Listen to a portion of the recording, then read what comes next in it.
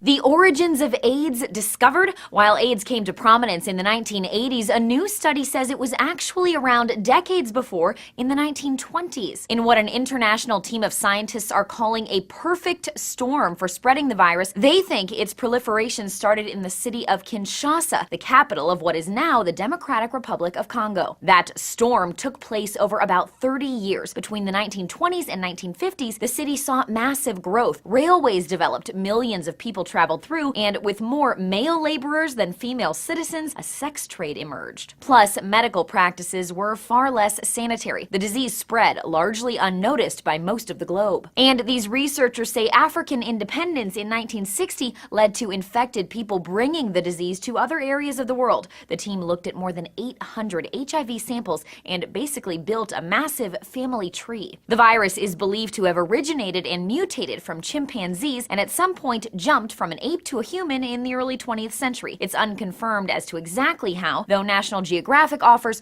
probably because Central African hunters ate infected chimpanzees and other non-human primates. The Guardian says it was possibly transmitted in Cameroon, then made its way to Kinshasa. And it's believed the virus actually made the jump from apes to humans on multiple occasions. As Sky News notes, tens of thousands of people were infected in Cameroon at one point. It was just one jump that created a pandemic. Ultimately, AIDS has affected 75 million people worldwide. And what other researchers are finding interesting here is that this study suggests it was more social change and development than the virus's ability to adapt that caused the spread, which was previously thought. And that's why one professor told the BBC he expects the study to spark lively debate. Indeed, there are already criticisms. A professor who focuses on the history of medicine told Health Day he's questioning the records this study's authors used because for much of that time, Africa was under European control. Colonial records are well known by historians and anthropologists to be biased, he said. And with the spread of Ebola making headlines worldwide, the information certainly comes at an interesting time. The president of the EcoHealth Alliance told National Geographic as countries develop in transport and agriculture, healthcare must develop too. If we want to stop isolated viral spillover events from becoming pandemics in the future,